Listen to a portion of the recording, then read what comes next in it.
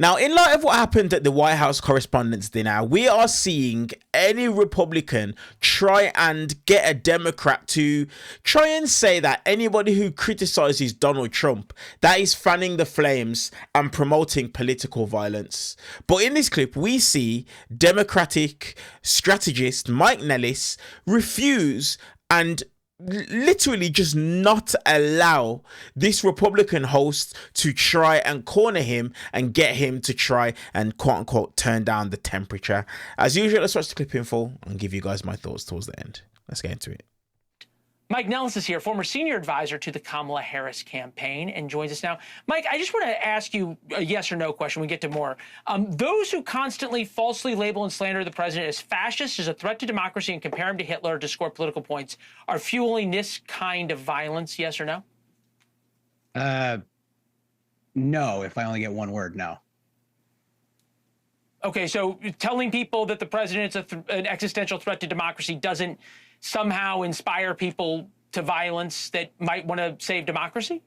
Well, if it walks like a duck, quacks like a duck, it's a duck, Leland. Like I've said this to you before, I'm not going to stop calling the president a fascist when he continues to do fascist things. I'm not going to stop calling him what he is and call out the things that he does. It doesn't change anything. Nobody should be using violence to solve that issue. But at the end of the day, he's still a very poor president. And he spent the better part of the day complaining about a joke that a comedian made instead of doing anything to improve the American people's lives.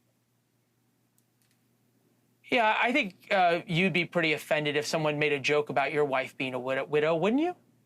Well, actually, I want to, it's a good point because I want to talk about this for a second. You just had Congressman Jim Jordan on your show, and I'm pretty offended at him being on here right before me. Now, not mad at you or anybody that works at NewsNation, but Jim Jordan is somebody who abused his position on the House Judiciary Committee to investigate me and my business based exclusively on a conspiracy theory that Laura Loomer created. And Laura Loomer is a right-wing crazy person. And in so doing, he exposed personal private information about me and put my family at risk by exposing my personal address and my work address. So Jim Jordan is about the last person I'm interested in hearing anything about when it comes to political civility.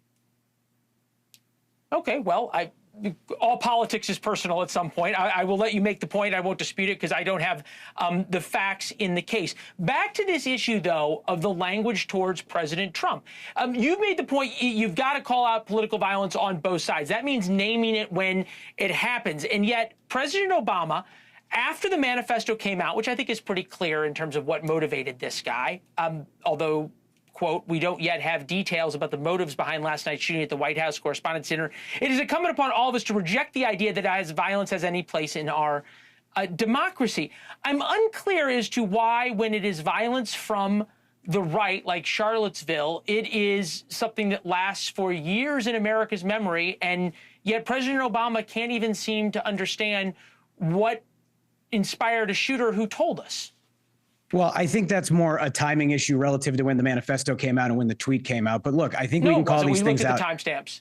I mean, all right. I don't know what the timestamps were, but I think we play this game every time these things happen where I've got to go after the right and the right's got to go after me. And we weren't moments from finding out that there had been some kind of incident at the White House Correspondents Dinner before a bunch of people on my side who I'm ashamed of were already talking about it being a staged incident. And we had a ton of people on the MAGA side already blaming Democrats for it when they didn't know anything. This is a really stupid game that gets played in our politics, and I'm tired of it. There's a rise of political violence. There's a rise in violence in America, period, particularly gun violence. Really, to me, there's not a whole lot different from what happened at the White House Correspondents Dinner than what happens at schools all across this country where kids get shot, churches elsewhere, and we don't do anything to deal with it.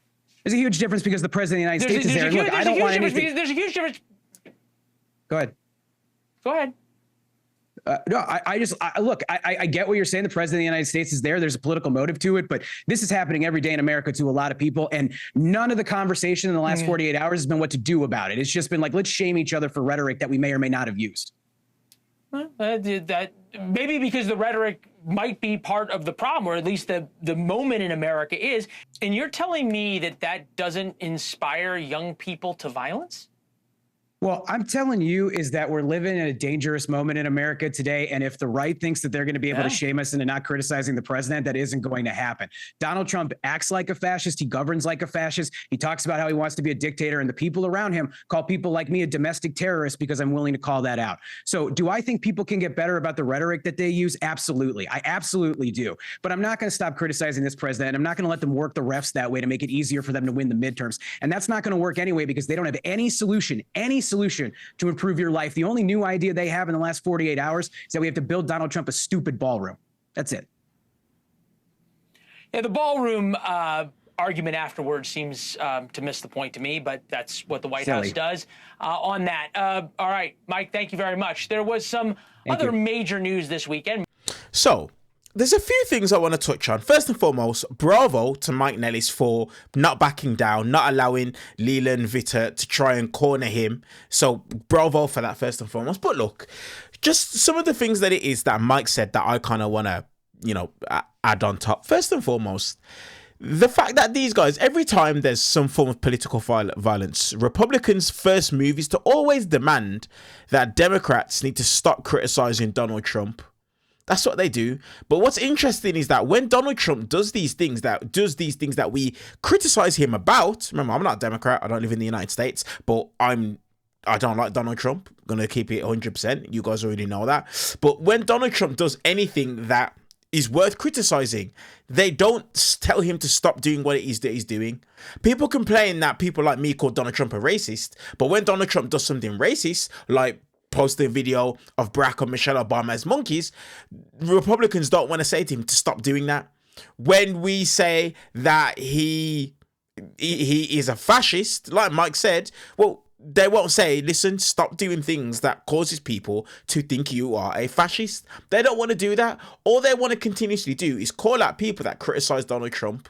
That shows that it's not about safety when it comes to Donald Trump and political violence. It's about shutting down opposition. They utilize it as an opportunity to keep Donald Trump's opposition quiet.